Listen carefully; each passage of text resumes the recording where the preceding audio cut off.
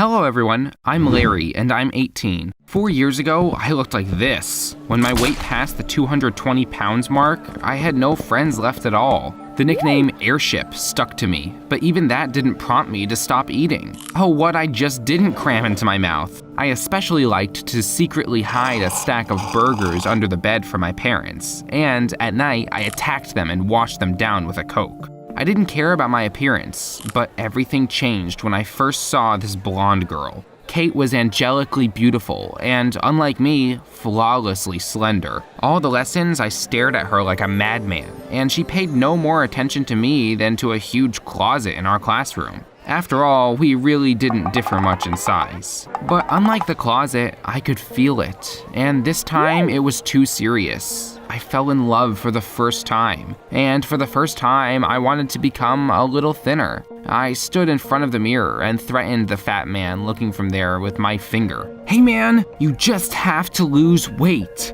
But I couldn't even imagine that it would be so difficult. I went on a strict diet and spent days at the gym, but the numbers on the scale melted damn slowly. After a couple of months, I was so desperate that I even decided to quit everything. When I suddenly met a fellow sufferer, Andy was the same ball as me, and the common trouble brought us together. We met every day on the treadmill, but one day my friend came to training with a sad look. "What's wrong, man? You have such a long face." "Larry, this is probably our last meeting. Our family is moving to New York."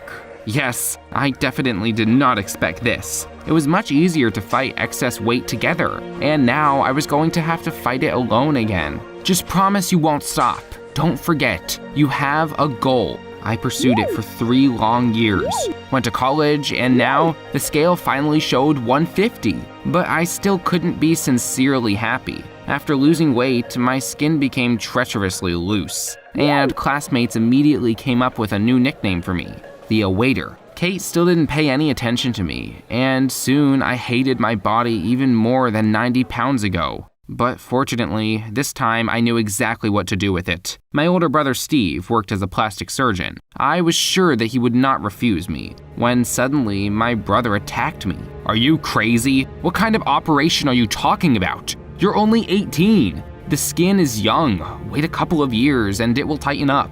You don't need scars all over your body." "But Steve, I've waited too long already." "That's all there is to it." Out of anger, I kicked the closet in my room and was showered with old things from the upper shelves. Heck, I was sprawled on the floor among the clothes and suddenly remembered Andy's words. "Promise you won't stop." I jumped up, scooped up huge t-shirts and burned them in the backyard. No, it's not for nothing that I killed myself running and dieting for 4 years. I will definitely find a way out. But the next day, my optimism evaporated. Some handsome guy came to our college, and all the girls devoured him with their eyes, even Kate. And at recess, I overheard their conversation. "I'm Kate. Do you want me to give you a tour of the college?" "And I'm Andy. Let's go, baby." All day, I was thinking how to get rid of this peacock. But then he came up to me and suddenly hugged me. "Hey, what are you doing?" "Larry, buddy. Didn't you recognize me? Do you remember 3 years ago we went to the gym together?" "Andy, but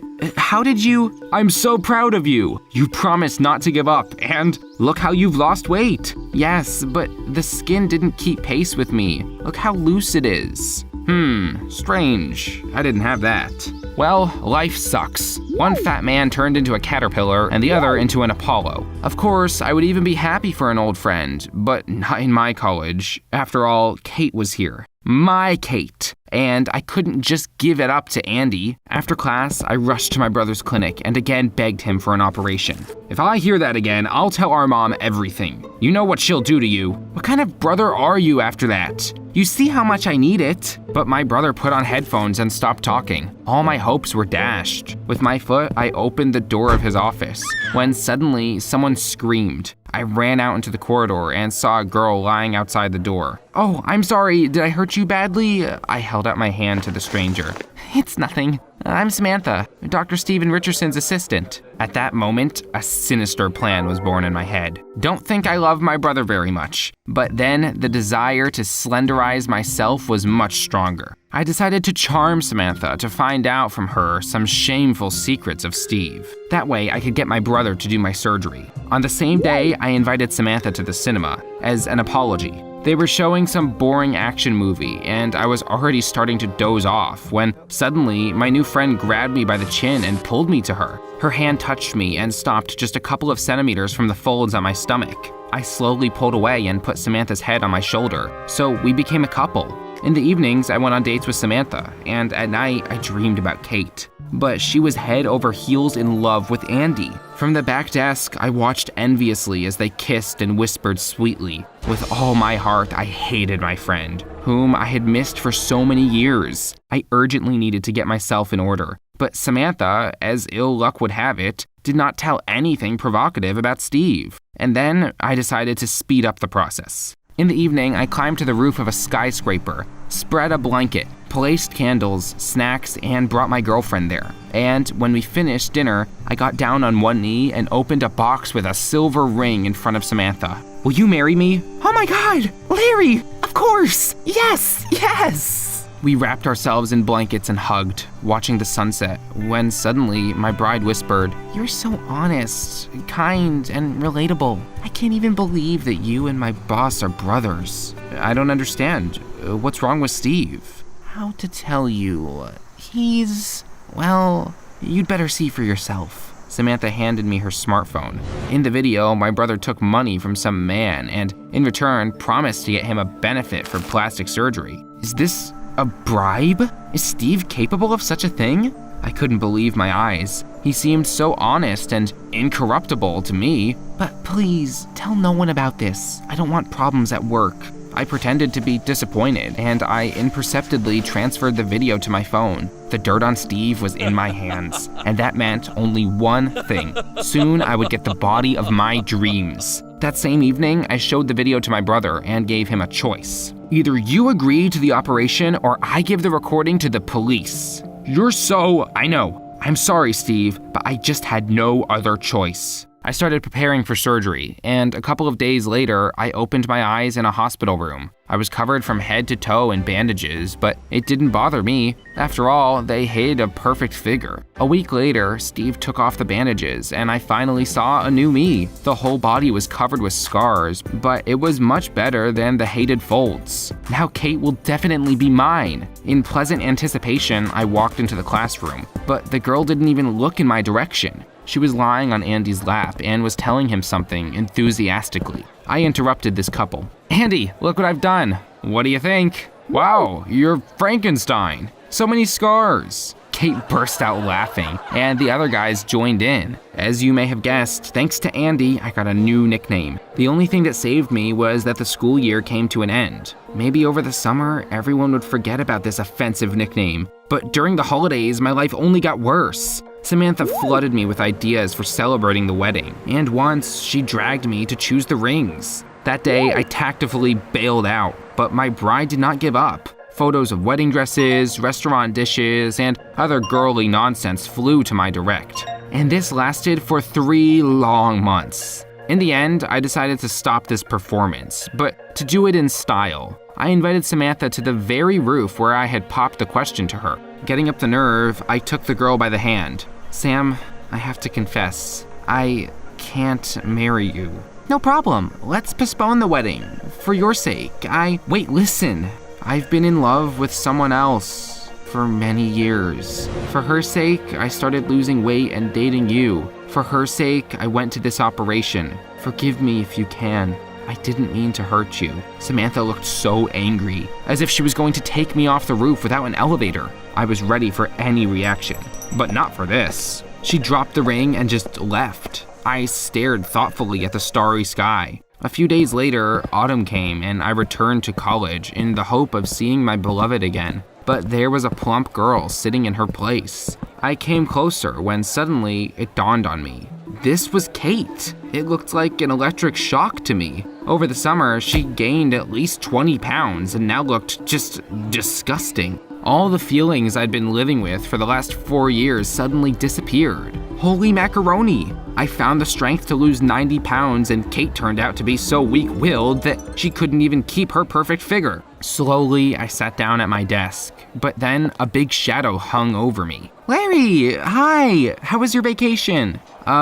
Good. Where's your Andy?" "We broke up. Please don't talk about him." Are you staying for the party tonight? Of course, I couldn't miss such fun. At the party, I tried to stay away from Kate, but by hard adventure. She was constantly somewhere nearby, and in the end, I couldn't stand it. What do you want from me? The girl's face changed and she suddenly burst into tears. Kate, I'm sorry. I didn't mean to be so rude. What happened?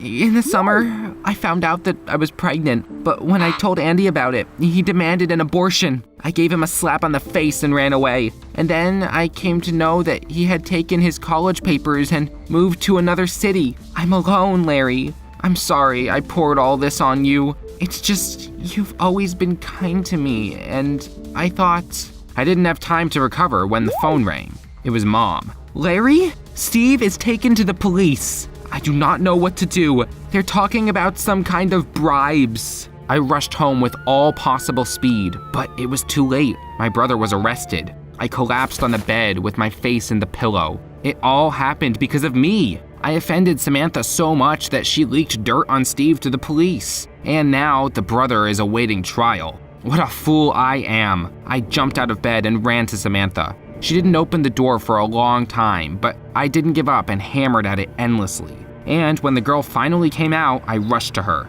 I'm sorry, Sam, please. I'm sorry. I was carried away. I'm the last scoundrel, scumbag. Please help me. My brother is not to blame for anything. Do something. I don't know. Tell them this video is a montage, staging, prank, whatever. What video? What are you talking about? It was you who showed the police the video where Steve is being bribed out of revenge, right? Who do you take me for? I wouldn't do that in my life. I'm not like you. I was rooted to the ground and couldn't find the words. But then Samantha took me into the house and gave me herbal tea. Calm down. My dad works for the police. I'm going to call him now and find out what happened to your brother. It turned out that Steve was detained on suspicion of corruption, but the police had no evidence. A few days later, the case was closed and the brother was released. I immediately apologized to him for blackmailing him so stupidly, and we finally made up. But my soul was still somehow empty. I was missing something, more precisely, someone. I realized how much I cared about Samantha. She helped me, even after the mean thing I did to her. Every day, I remembered our dates more and more often, and one day, I decided to act, this time without any romantic platitudes. As soon as Samantha opened the door, I pulled her to me and whispered, on November 15th at 1 p.m., you will become my wife. And if I refuse, then I'll come here every day until you say yes. Samantha and I got married at the appointed time. I launched my online weight loss courses and they began to rapidly gain popularity. That's just one unresolved case remained, but it soon ceased to be a problem. I told my wife Kate's sad story and she offered to help in any way we could. That's how I became the happiest person on the planet. And what did you have to go to for your happiness? Tell me in the comments.